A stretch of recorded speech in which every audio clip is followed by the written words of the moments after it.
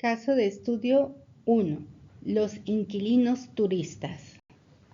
La vida en un condominio implica disfrutar de derechos, pero también cumplir obligaciones. Cada condominio tiene la propiedad exclusiva de su unidad privativa, pero al mismo tiempo comparte con los demás la copropiedad de las áreas comunes, albercas, jardines, pasillos, estacionamientos, etc. El marco legal que regula esta convivencia es amplio. La Ley sobre el régimen de propiedad en condominio de inmuebles del Estado de Sinaloa, el Código Civil, la escritura constitutiva del condominio y el reglamento interno. El siguiente caso real nos permitirá reflexionar sobre cómo se aplican estas normas cuando un condominio excede los límites razonables en el uso de su propiedad y de las instalaciones comunes. Mazatlán es conocida como la perla del Pacífico por sus extensas y doradas playas, su vibrante malecón, uno de los más largos del mundo, su rica historia y su espíritu turístico, combinando actividades de playa, una rica oferta de mariscos frescos y puntos de interés histórico y cultural, con su malecón con esculturas, el faro de Mazatlán y el acuario del Mar de Cortés. Enclavado en este bello puerto se encuentran los condominios del fraccionamiento Venados, ideales para la renta vacacional con varias propiedades anunciados para este propósito. El fraccionamiento ofrece fácil acceso a las playas, albercas, áreas verdes y otras amenidades, lo que lo convierte en un lugar atractivo para los turistas. De entre las amenidades o áreas comunes recreativas están albercas y jacuzzis, algunas exclusivas para adultos, áreas de juego para niños, chapoteaderos y canchas deportivas, palapas, braseros y fogateros para cocinar y disfrutar en familia, áreas verdes y espacios de ejercicio. Los propietarios pueden ofertar sus condominios y lo hacen de manera directa o en sitios web inmobiliarios. En aplicaciones como Airbnb aparecen como favoritos de los huéspedes, porque es un lugar para relajarte y pasar momentos divertidos en familia. Tiene una maravillosa ubicación en la zona Marina Cerritos, con acceso, como decíamos, a las mejores playas de Mazatlán, y se ubica cerca de autoservicios, plazas comerciales, y tiene una facilidad para moverse en transporte público, Uber o taxi. Aquí podemos ver de Airbnb, pues el puntaje que le da en las evaluaciones que tiene de los huéspedes. Causa o conflicto principal. Se deriva a partir de que una condómina decidió rentar su unidad privativa como alojamiento vacacional. Cada fin de semana llegaban entre 18 y 20 personas, ¿sí?, a esa residencia, un número muy superior a la capacidad del inmueble. Los huéspedes ocupaban de manera excesiva las albercas, áreas verdes, canchas y asadores, lo que generó deterioro del mobiliario común, sobre todo en camastros y los juegos, suciedad en baños y albercas, incomodidad para los residentes permanentes, quienes no podían disfrutar de las instalaciones. Este hecho originó inconformidad entre los condóminos, que decidieron documentar las incidencias con fotos y videos y mensajes en sus grupos de WhatsApp. Además, lo reportaron a la administración. Los involucrados en este problema fueron principalmente el condominio propietario del bien inmueble en renta, los condóminos propietarios residentes permanentes, los vigilantes, la administración, el comité de vigilancia y los terceros que se vieron envueltos el día del conflicto por esta causa. Como mencionamos anteriormente, los impactos y los efectos se vieron pues en las instalaciones, tanto en las albercas como en la falta de respeto a los reglamentos que están en las áreas comunes. Por ejemplo, aquí vemos casos de personas que se están bañando y tienen su bebida ahí cerca del área de la alberca, cosa que está prohibida por el reglamento interno. Y también hubo casos donde los adultos estaban brincando en los brincolines exclusivos para los niños, y ahí el reglamento y los anuncios dicen que solamente para niños entre tales pesos, tales edades, y aún así pues no acataban esas disposiciones.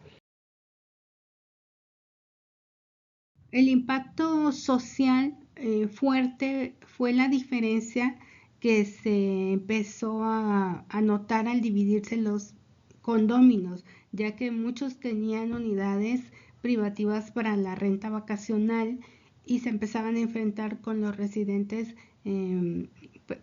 permanentes, porque aquí también tenemos que aclarar que cuando hablo de residentes permanentes es personas que están habitando los 365 días los condominios, con otros que compraron, ¿sí? Tienen una inversión y solo gozan en periodos vacacionales de sus casas y el resto del año las están rentando.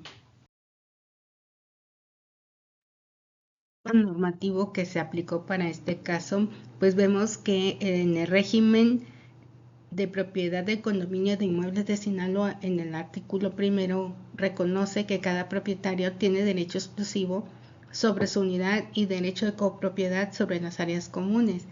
Esto implica que ningún condominio puede usar esas áreas en perjuicio de los demás. En cuanto al artículo 6 bis, letra B, aclara que los desarrollos turísticos, los derechos sobre áreas comunes, tienen limitaciones impuestas por la escritura y el reglamento. Es decir, la condómina no puede disponer de los espacios comunes como si fueran privados. El artículo 38 establece que las controversias deben resolverse conforme a la ley, la escritura constitutiva y el reglamento del condominio, ya sea por arbitraje o tribunales. En este sentido, pues se le dio a conocer a la condómina pues esta información para que ella pudiera estar consciente de la responsabilidad que se tiene a la hora de estar rentando un condominio. De acuerdo con el Código Civil de Sinaloa, en el artículo 2548 al 2550, que es sobre el contrato del hospedaje, cuando una unidad se renta de manera constante para alojamiento, en la práctica se convierte en un hospedaje. Esto puede ser contrario al destino habitacional del condominio si la escritura y el reglamento lo limitan. En los artículos de 1990 a 1995 sobre daños y perjuicios, establece que el uso indebido que ocasiona deterioro en bienes comunes genera la obligación de reparar o indemnizar el daño. Con esta información nosotros pudimos pues sancionar, ¿sí? Con la reparación del daño a la condómina. Aquí para aplicar el artículo 1995, cuando no es grave una situación, por ejemplo, se le pidió que ella misma comprara un bien que se había destruido y que a lo mejor le iba a salir más caro si lo hacíamos nosotros a través de nuestro proceso, y ella lo podía comprar a lo mejor un poco más barato. En cuanto al En cuanto al reglamento interno del condominio, sobre las referencias generales, en el artículo 13 dice que los condóminos pueden usar áreas comunes siempre que no restrinjan el derecho de los demás. La sobreocupación constituye una infracción. Artículo 17. Los condóminos deben de respetar la autoridad de la administración y cumplir con la escritura y resoluciones de la asamblea. El reglamento también prevé sanciones, multas o restricciones por el uso indebido de las áreas comunes. Ahora bien, bueno, aquí ya se tuvieron los elementos pertinentes para poder establecer pues las multas correspondientes a la condómina. Como les comentamos, todo esto pues causó mucho revuelo con todos los condóminos, y bueno, era importante también mencionar que todos los condóminos tienen que respetar la autoridad de la administración, porque también pues llega un momento en que se ponen tan molestos y agresivos que empiezan a ofender al administrador, ¿verdad? Y esto no es posible. También que se cumplió por parte de los otros condóminos en reportar cualquier situación que sea pues inadecuada para la sana convivencia de todos los residentes. En cuanto a la importancia de que todos tenemos que colaborar en tener limpias, bien cuidadas nuestras instalaciones, áreas comunes, bienes comunes. Entonces, pues aquí lo vemos que este marco normativo aplicado desde el reglamento interno pues nos da los elementos para poder argumentar que estamos en lo correcto en un momento determinado, para poder pues llamar la atención, para poder sancionar. De otra manera, si nosotros desconocemos nuestro marco normativo, pues sería muy difícil pues llegar a una comunicación, a un acuerdo, y ya si es muy difícil, pues saber con qué elementos vamos a llegar ante la Procuraduría para poder resolver esta situación. La escritura de propiedad generalmente otorga al administrador o consejo de administración las facultades para actuar en defensa de los bienes comunes y aplicar las sanciones. Establece el destino habitacional del inmueble, lo cual puede ser un argumento en contra del uso como mini hotel o renta masiva. Bueno, dentro de las reflexiones jurídicas y prácticas podemos establecer que la condómina, al exceder la capacidad de su unidad, afecta los derechos de terceros. No se trata solo de un asunto de convivencia, sino de un incumplimiento legal. El exceso de ocupantes transforma la renta en un contrato de hospedaje encubierto, lo que implica obligaciones y regulaciones distintas. Los daños materiales y el deterioro de las áreas comunes deben ser reparados por el responsable, en este caso la condómina arrendadora. La asamblea y la administración están facultadas para sancionar con multas, restringir temporalmente el uso de las instalaciones a los infractores, modificar el reglamento para establecer límites claros al número de ocupantes en rentas vacacionales. El proceso de resolución que se tomó fue ante las situaciones, les decía, de conflicto, utilizar una opción que fue la mediación. La mediación significa que es un proceso voluntario y confidencial en que un tercero imparcial ayuda a los residentes propietarios y a los administradores a resolver sus conflictos de convivencia y administración de forma pacífica y amistosa, buscando siempre soluciones mutuamente aceptables antes de recurrir a la vía judicial. Este método fomenta la comunicación, fortalece la calidad de vida en la comunidad y es una alternativa eficiente y económica a los largos y costosos procedimientos legales. Entonces aquí procedió esta opción, la mediación, para poder llegar a un acuerdo satisfactorio para ambas partes. Como una buena práctica de la administración, en este caso, es documentar la situación que les acabo de narrar, pero también verificar que se hizo todo lo que se tenía que documentar, revisar. Entonces, en este caso, se hizo una incorporación de las normativas, tomando en cuenta, como vieron ustedes, la ley de régimen de condominio, el Código Civil, el reglamento interno, las escrituras o constitución de propiedad y como se mencionó, pues solicitar la mediación judicial con un abogado especializado en condominios antes de llegar a un proceso pues más difícil. También, como buenas prácticas, además de los documentos que se mencionaron, es importante incluir pues grabaciones de conversaciones, videos, fotografías que registren, ¿sí?, de forma visual o auditiva la situación problemática. Las lecciones aprendidas y recomendaciones que obtuvimos de este caso fue que al recurrir a la mediación jurídica se proporcionó un mecanismo de voluntariedad y confidencialidad. Las partes involucradas estaban dispuestas a participar en el proceso, que se llevó en un ambiente discreto, secreto y de manera cordial. El segundo punto fue tener una persona imparcial. El mediador profesional que no tiene poder para imponer soluciones, solamente interviene para guiar el diálogo.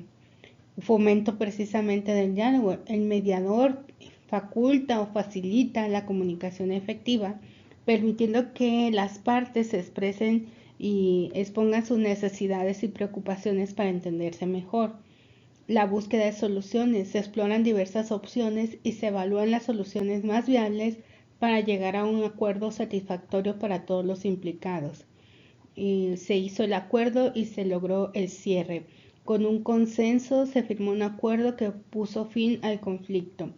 Pues es muy importante no llegar a un litigio, ¿verdad? Entonces esta parte de la mediación fue muy interesante y fructífera. Otra de las lecciones aprendidas fue relacionada con los vendedores de propiedades en condominio, que nos dimos cuenta no han informado adecuadamente a los clientes lo que implica una propiedad de condominio, sobre todo cuando son en zonas turísticas y que permiten esa renta. Y al vender tampoco se toman el tiempo para capacitar a los condóminos. Entregan a veces documentación incompleta o inexacta. También nos dimos cuenta que la administración no tiene un curso de inducción a los nuevos condóminos al régimen de propiedad en condominios, ni tampoco les dan a conocer el reglamento interno. Es importante documentar los casos como vemos ahora para evidencia y aprendizaje. También dentro de esas lecciones aprendidas empezamos a documentar estos casos para hacer otras preguntas detonadoras de reflexión desde el punto de vista positivo y es un escenario también negativo. Veamos las preguntas positivas. ¿Qué pasaría si la condómina limitara el número de huéspedes y estableciera reglas claras de uso de áreas comunes? ¿Podría el condominio beneficiarse si se regula la renta vacacional y se cobra una cuota extra para mantenimiento de esas áreas? ¿De qué manera la Asamblea podría aprobar acuerdos que permitan un uso ordenado y seguro de las rentas turísticas? ¿Podría la Administración implementar un reglamento específico para rentas a corto plazo sin vulnerar los derechos de los demás condóminos? De entre esas preguntas detonadoras también hicimos el escenario negativo, posibles conflictos o riesgo. ¿Qué consecuencias legales tendría si el huésped sufre algún accidente en las áreas comunes debido a la sobreocupación? ¿Cómo debería responder la administración si la condómina insiste en seguir rentando sin acatar las resoluciones de la Asamblea? ¿Qué pasaría si otros condóminos imitan esta práctica y el condominio se transforma de facto en un hotel? ¿Cuáles serían las sanciones si los huéspedes provocan daños graves a bienes comunes o alteraciones al orden público dentro del condominio? También dentro de un análisis profundo sobre todo el marco legal de cómo aplicarnos se hicieron los siguientes cuestionamientos. ¿Qué artículos de la ley del régimen de condominio aplicaría para limitar el uso indebido de áreas comunes? ¿Cómo podría usarse el Código Civil para reclamar daños o incumplimientos de obligaciones en este caso? ¿Qué facultades otorga la escritura constitutiva al administrador para intervenir? ¿Y cómo se relaciona este caso con la obligatoriedad de respetar el reglamento interno y las resoluciones de la Asamblea? Con las lecciones aprendidas y los escenarios tanto positivos como negativos, también se llegó a una recomendación para futuras situaciones de plantear esta situación de escenarios en la Asamblea General y tomar acuerdos relativos a las rentas vacacionales, hacer modificaciones o mejoras al reglamento interno y hacer un plan de capacitación de inducción a los condóminos. En conclusión, el caso muestra que la convivencia en condominio requiere equilibrio entre el derecho de usar la propiedad privada y la obligación de respetar los bienes comunes. La condómina, que rentaba en exceso, incumplió con este principio básico, generando daños materiales y conflictos vecinales. El marco legal vigente, Ley de Condominio, Código Civil, Reglamento Interno y Escritura Constitutiva, ofrecen herramientas para que la Administración y la Asamblea actúen de manera preventiva y correctiva. La lección principal es que las reglas del condominio deben ser claras, conocidas y aplicadas. En este caso, la mediación y la asamblea fueron instrumentos eficaces antes de llegar a un litigio judicial.